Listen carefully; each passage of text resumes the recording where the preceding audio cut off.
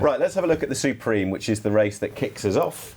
The SkyBet Supreme, which is run at 1:30 on the Tuesday. Our Dancers 130, Fakir D'oudairies, the 4-year-old 9-2, Angel's Breath 6-1, Elixir De Nutz 8s, Grand Sancy 9s, Mr. Fisher among those at double-figure prices. We'll go straight in with our dancer, Dave Nevison, who won that handicap on the new course back in December, the rescheduled Betfair last time.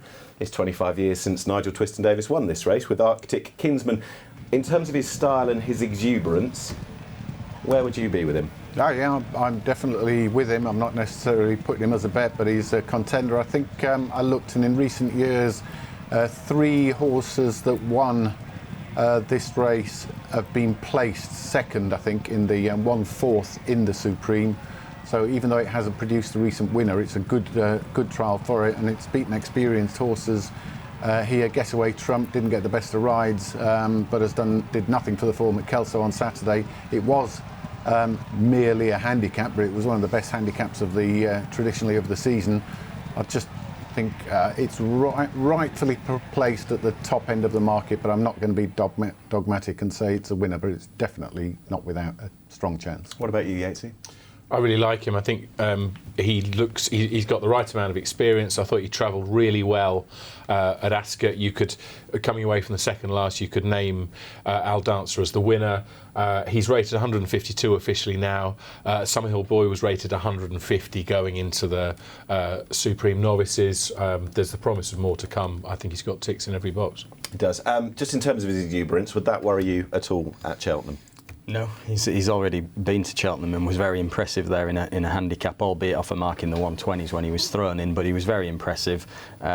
Look, his price tells you all you need to know, really. He's got a good chance. There's no holes in him as such, but I would say, one thing I would say is that 3 or 4 of his rivals, I think, would have won the Betfair hurdle off 141. So the fact that he's gone and done it has trimmed his price right in, but there are a few others that I think are probably offer better value at this stage, but clearly Al Dancer's got a good chance. Martin, I'll stick with you because the next horse we're going to be looking at, Angel's Breath, who of course won at Ascot before Christmas. This horse has got a huge reputation.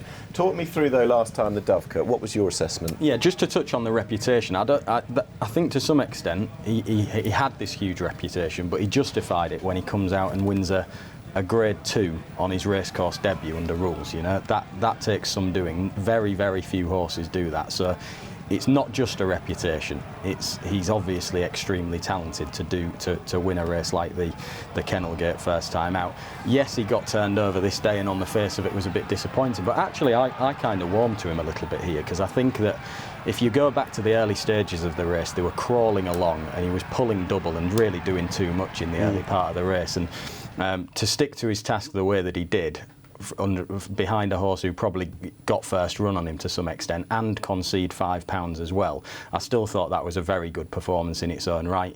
After just 2 runs over hurdles, he's entitled to be still improving, and I expect that if you do get the strong pace scenario that we often talk about in a Supreme Novices, which I think that would suit him extremely well as well, just to help him to settle a little bit better early. He was declared 3 weeks ago to run in the Sydney Banks over 2.5 miles at Huntingdon. He's got an entry, of course, in the Ballymore as well. They didn't jump many hurdles at Ascot. Do you think he'll go to the Supreme, Dave Yates? No question at all. Yeah. The interesting thing, after the race, or Sunday morning, Nicky Henderson said, "I think more of that horse now than I did 24 hours ago before he was actually beaten," which is quite an interesting, like you say, he was the odds-on favourite. On the face of it, he was disappointing because he didn't win. But the guy who trains him says, well, he's gone up in my estimation as a result of that.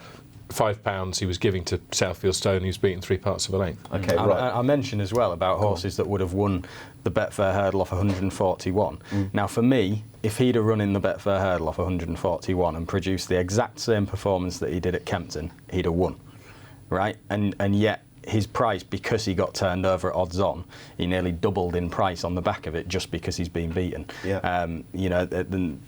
was kind of wrong. He's been trimmed in again now. I still think there's probably still a little bit of value in his price. He's got a good chance. Okay, Joseph O'Brien, of course, who's looking for a first Vestal win in his own name. He did have Ivanovic Gorbatov, of course, a few years ago. That was run under Aidan O'Brien's name. He has Sir Eric for the Triumph, and it seems Fakir D'oudairies, who's recently been purchased by JP McManus, is the one for the Supreme. This is him winning in his old colours. Dave Nevison on trials day. It was a 1-2, of course, for Joseph O'Brien. He is a 4-year-old. The last 4-year-old to win the Supreme was All Aloha, and since then the most high-profile runner at that age would have been Binocular. Yeah, and he's taken his chance because of the absolute wealth of talent that the trainer-owner combination have got. He halved in price, I think, on the morning of this race, so he's clearly expected, despite the fact that he'd got experience without. I don't know whether he won one, but I think this, as much as anything, and it was singularly impressive. He's entitled to his position in the market.